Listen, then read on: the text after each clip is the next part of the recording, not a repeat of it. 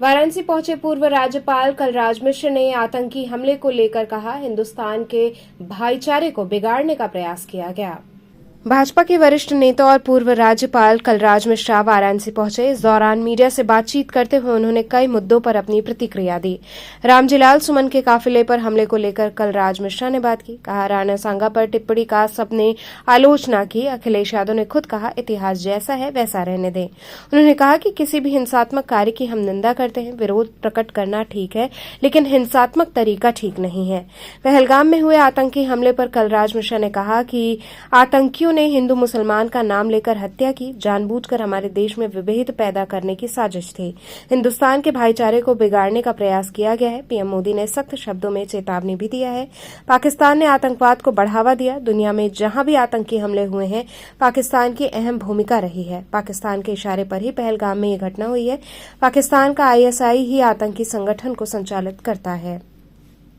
आतंकवादियों ने जो जघन्य कार्य किया बड़गांव में, हिंदू मुसलमान का नाम लेकर उन्होंने जो हत्या की, ये बड़ा घातक स्वरूप रहा है, बड़ा विभत्स रहा है। इसकी जितनी भर्त्सना करनी चाहिए वो कम है। उन्होंने नाम पूछ करके तुम हिंदू हो कि मुसलमान हो, हिंदू हो तो गोली मार दिया। ये जानबूझ करके हमारे देश में विभेद पैदा करने की उन्होंने साजिश की थी। जहाँ एक तरफ उन्होंने कायरानामा हमला किया, वहाँ दूसरी तरफ हिंदुस्तान के भाईचारे को भी बिगाड़ने की साजिश की है। वो बड़ा खतरनाक रहा है। उसकी जितनी निंदा करनी चाहिए वो कम है और उनके विरुद्ध बहुत कड़ी कार्रवाई की आवश्यकता है। भारत के प्रधानमंत्री ने बड़े सख्त शब्दों में चेतावनी भी दिया है और देश की जनता को आश्वस्त भी किया है कि गिन गिन कर बदला लेंगे, उन आतंकवादियों को भी समाप्त करेंगे।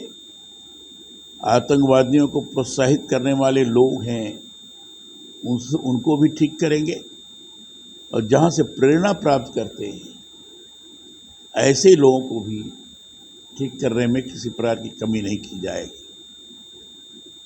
और मुझे लगता है कि जिस तरीके से वातावरण का निर्माण हो रहा है, निश्चित रूप से वो कार्रवाई होगी, इसमें किसी भी प्रकार का संदेह नहीं होना चाहिए।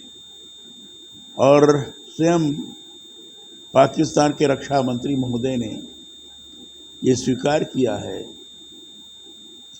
कि आतंकवादियों का प्रशिक्षण और आतंकवादियों का वित्त पोषण स्वयं पाकिस्तान सरकार करती रही है। एक तरह से उनकी स्वीकृति सामने उभर करके आई है कि पाकिस्तान सही माने में आतंकवाद को बढ़ावा दिया, आतंकवादियों को प्रशिक्षित किया और हिंदुस्तान में ही नहीं तो दुनिया के अन्य भागों में भी आतंकवादी घटनाओं को कराने में पाकिस्तान की बहुत बड़ी भूमिका रही है। इसलिए पाकिस्तान के बगैर इशारे पर बड़गांव की घटना हुई हो ऐसा मैं मानने के लिए तैयार नहीं हूँ। और मुझे निश्चित रूप से लगता है कि पाकिस्तान की जो आईएसआई है, इसके द्वारा ये संचालित आतंकवादी संगठन उपद्रव कर रहे हैं। जो बड़गांव की घटना हुई है उसी क्रम के अंतर्गत है। निश्चित रूप से इसका जवाब दिया जाएगा। डिप्लोमेटिक तौर पर जो भारत सरकार ने निर्णय लिया है वह इस बात का द्योतक है,